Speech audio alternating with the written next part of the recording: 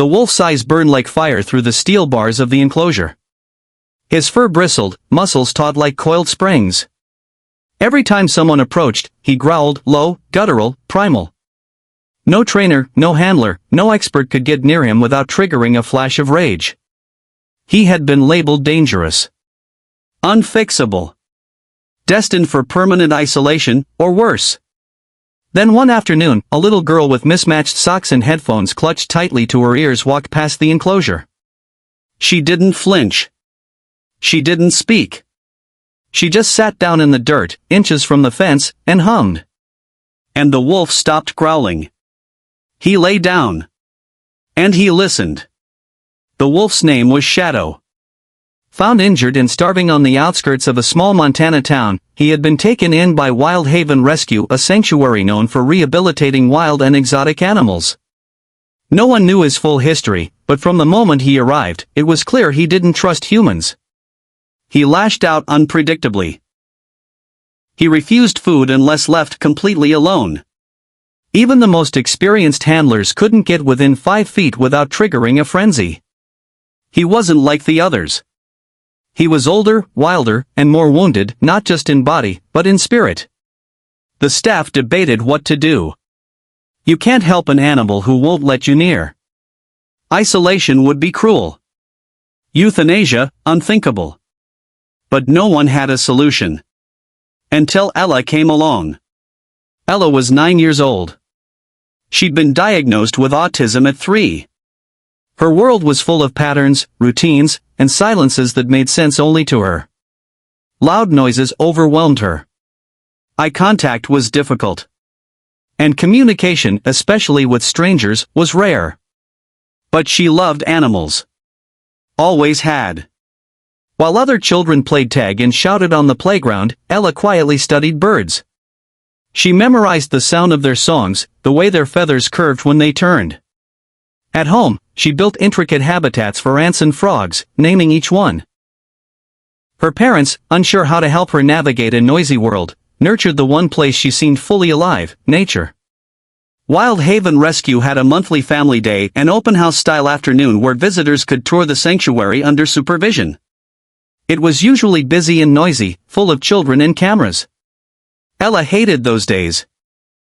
But this particular Sunday, rain kept the crowds away. Her mother convinced her to go, promising it would be quiet. Ella agreed on one condition. She could bring her harmonica. She didn't mean to go near the wolf. They were headed toward the fox den when she heard the growling. A sound that vibrated in her chest. Something in it made her stop. She tugged on her mother's sleeve and pointed. The wolf. At first, her mother shook her head. That one's not safe, sweetie. But Ella had already wandered closer. Not directly to the fence, just close enough to see. The wolf was pacing. Head low. Tail stiff.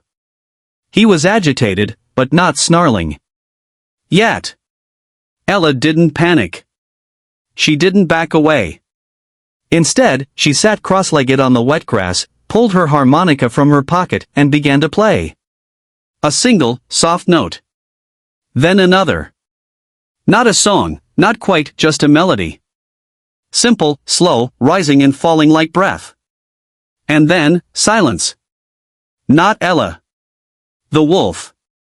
He stopped moving. A trainer nearby. Jake, who had spent weeks trying to earn Shadow's trust, froze in disbelief. He stepped forward cautiously, ready to intervene. But before he could reach her, Shadow did something no one had seen him do since his rescue. He lay down. Right at the edge of the fence. And he didn't growl. He just watched. Ella played a few more notes, then stopped. She didn't speak. She didn't reach out. She just looked at him, head tilted slightly. Then she whispered, barely audible, "You're not scary. You're scared." That moment changed everything. Jake approached Ella's mother, still stunned. "Has she done this before?" he asked.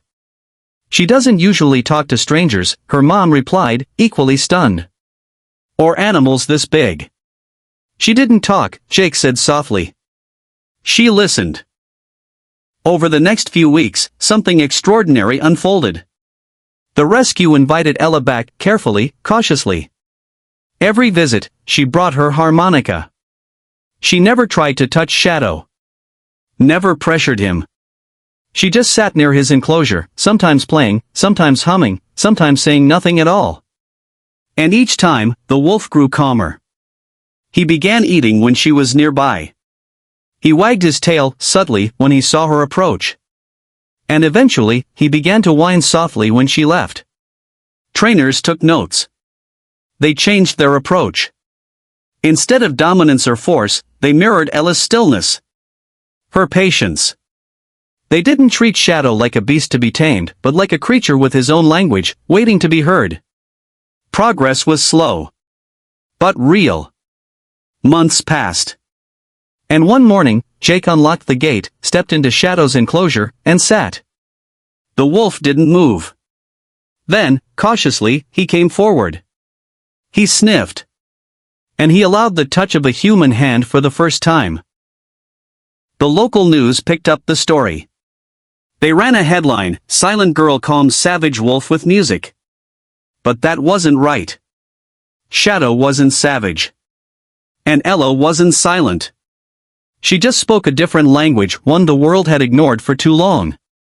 When asked how she did it, Ella simply said, "I didn't do anything. I just didn't scare him." But that wasn't the whole truth.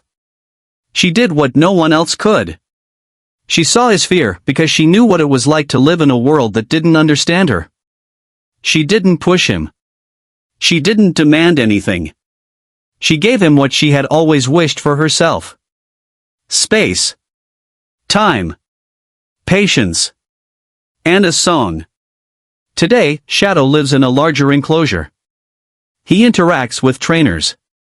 He howls at night, not in fear, but in freedom. And every month, Ella visits him. She still plays her harmonica. Sometimes, she reads to him. And sometimes, she just sits in silence while he lays beside the fence, eyes soft, head tilted toward the sound of the wind. Here's what Ella taught us all. Connection doesn't need words. Understanding doesn't require eye contact. And healing doesn't come from force, it comes from grace. The world saw a girl who struggled to fit in. The wolf saw someone who understood what it felt like to be feared. Together, they rewrote each other's story. Because sometimes, it takes the quietest voice to calm the loudest pain.